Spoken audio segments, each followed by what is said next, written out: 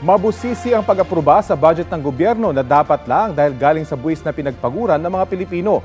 Kaso halos bawat hakbang na pinagdadaanan ng budget nagiging pagkakataon daw para magsingit ng pondo ang ilang nasa gobyerno.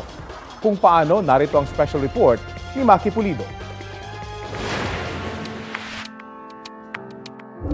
Saan nagsisimula ang korupsyon? Sa mga flood control project? Sa NEP pa lang ba, Mayor? Oo May naman. nagbabantay ng kontraktor? Oo naman, meron na. Meron ng sabuatan ng mga contractors, pati mga DPWH. NEP o National Expenditure Program ang panukalang budget na inihahanda ng Department of Budget and Management o DBM. Lahat ng mga department at ahensya nagsusumite sa DBM ng mga gusto nilang proyekto at budget. Dahil may sabuatan umano ang mga politiko, DPWH at mga kontratista, dito pa lang daw nakakapagsingit na, sabi ng ilang civil society groups na nagbabantay ngayon sa budget deliberations. Yung ibang congressman or contractor na matatalino or mauutak, siguro ang gagawin nila ay para hindi mahalata na through insertion, sa NEP pa lang, isasama na nila yung project. Ang NEP isusumite ng DBM sa Kamara at dito may nagaganap umano ulit na hokus-pokus. Sa rules ng Kamara, kung pumasa na sa plenaryo ang isang panukalang batas, tulad ng national budget, hindi na pwedeng amyendahan. Pero sa Kamara, kahit pumasa na sa second at third reading, binigyan ng otoridad ang tinatawag na small committee para galawin ito. Ito raw ang ikalawang insertion. Ang small committee noong 2025 budget ay sina ako, Bicol Party List Representative Zaldico, dating chair ng House Committee on Appropriations, dating Marikina Representative Stella Kimbo, dating House Majority Leader Manuel Dalipe, at dating House Minority Leader Marcelino Libanan. Sa 2025 budget, ayon kay Navotas Representative Toby Chanco, si Zaldico ang proponent ng mahigit 13.8 billion pesos na flood control project sa iba't ibang distrito. May tawag si Chanco sa ilang paraan kung paano nakakapagsingil ng pondo sa budget. Ang parking at ang sagasa. Ay, yung parking po, Your Honor, is nakiusap ka dun sa district congressman, Yes. pumayag yung district congressman. Yung sagasa po, Your Honor, is wala kang magagawa sa ayaw mo't sa gusto. Mula sa Kamara, ipapadala ang panukalang budget sa Senado para sa panibagong round ng deliberasyon at pag-amyenda. Para mapag-isa ang House at Senate version ng budget, bubuo ng Bicameral Conference Committee. Sabi ni Chanco, hanggang dito may nagaganap na pangmamagic. Kaya makikita mo siyang insertion kasi siningit tapos pumunta doon sa ibang distrito na hindi naman request ng congressman. Kung pasado na sa Kamara at Senado, lalagdaan na ito ng Pangulo at tatawagin ng General Appropriations Act o GAA. Sabi mismo ng Congressional Policy and Budget Research Department ng Kamara, ang ending ng proseso nagiging higit na mataas ang budget ng DPWH sa GAA kung ikukumpara sa unang hinihingi sa NEP. Ganyan ang nangyari noong 2021 hanggang 2025. At nitong 2025 nga, ang halos 900 billion pesos na hinihinging DPWH budget sa NEP naging mahigit 1 trilyong piso pagdating sa GAA.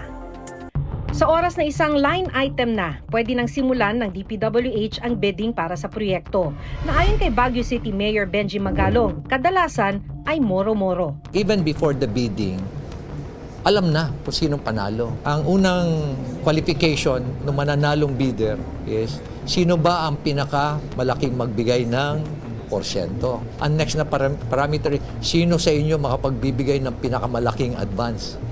Iba't iba ang modus ng bigayan ng kickback. Pwede raw na ang contractor magbibigay sa proponent o politiko o kaya taga DPWH ang kokolekta para ibigay sa politiko. Can you tell us before this committee kung gaano nakalaki ang dinalang pera ni Sally Santos sa office mo? Mula po nung 2022, billion na po. Pwede ring ang politiko na mismo ang kontraktor o kaya ang taga DPWH, kontraktor na rin kaya bibigyan na lang niya ng SOP ang politiko at babayaran ang nirentang lisensya ng construction company. Si Engineer Bryce Erickson po at si JP Mendoza. Nagpapahiram na po sila ng lisensya sa akin. So ako naman po, nagtiwala po dito sa dalawa na to na humanap po ng lisensya na gagamitin po sa mga proyekto nila. Iisipin ko po ba na isa pong opisyal ng DPWH na nire-respeto ay gagawa po ng ghost project? May porsyento rin ang congressman na pinaradahan ng inserted project na kung tawagin ay parking fee o pass-through. Dahil sa hatian sa pera ni Juan, may mga ghost project o kaya substandard na flood control project. Dahil swerte na kung may matirang 30% para ipatupad ang isang proyekto. Maraming scheme kasi bulky yung peso. Kuminsan, ang gusto na ng funder is i-convert mo na deliver mo na into dollars o euros, kung anong denomination. Trivia time! Alam nyo ba kung gaano kabigat ang 1 bilyong piso? Ang bawat isang perang papel, tinatayang nasa 1 gramo ang bigat. Kung tig 1,000 piso yan, kailangan ng 1,000 piraso ng 1,000 peso bills para makabuo ng 1 milyong piso. Kaya ang 1 milyong piso, tinatayang nasa 1 kilo ang bigat. At ang 1 billion pesos, nasa humigit kumulang 1 tonelada. Talagang heavy gat. Ayon sa People's Budget Coalition, insertions ang pinalit ng mga nasa gobyerno nang tanggalin ang pork barrel nung panahon ng Aquino administration. Nagsimula raw lumobo ang insertions noong 2018. Yung pork barrel din, nakalista yung amounts. Yung insertions, hindi siya obvious. Sa ngayon, you really have to do like some forensic accounting. Ngayon siya lumalabas kasi nga parang lumabas yung lahat ng data. Para raw mangyari ang ganitong kalawak na korupsyon, ayon kay dating DPWH Secretary Rogelio Singson, sangkot lahat ng sangay ng gobyerno. Lahat sila involved. Lahat meaning legislative, executive, lower house, senate, executive. Let's face it. Liwanag naman, di ba? Nagtuturuan na ngayon. The contractor was the linchpin na pinagsama lahat yan. Kaya sabi ni Magalong, isa itong highly organized crime syndicate sa ating gobyerno. Tinuro niyang isa sa mga mastermind ay si Congressman Zaldi Co. Pamilya ni Co ang may-ari ng SunWest Inc., isa sa 15 contractor na naka-corner ng 20% ng total budget para sa flood control projects sa nakalipas na 3 taon. Dati nang sinabi ni Co na nag-divest na siya ng interes sa kumpanya. Hirap na hirap silang banggitin pa yung isa sa mga mastermind nila dyan, si Zaldi Co. Hirap na hirap pa silang banggitin. For some reason, di ko rin alam kung bakit takot na takot. Baka meron pa mas mataas sa kanya. Hindi naman basta-basta gagalaw yan. Nagulat naman daw si Co na nabanggit ni Magalong ang kanyang pangalan nang hindi sinasabi kung ano ang ginawa niya. Muli rin niyang itinangging nasa likod siya ng anumang katiwalian. Nabalitaan na raw niyang makakasama si Magalong sa Independent Commission na mag-iimbestiga ng flood control project.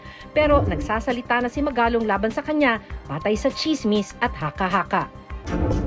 Mahaba at masalimuot ang magiging investigasyon sa kontrobersya sa flood control projects. Kaya dapat maging mapagmatsyag sa ating pagbabantay sa kaban ng bayan. Maki Pulido nagbabalita para sa GMA Integrated News.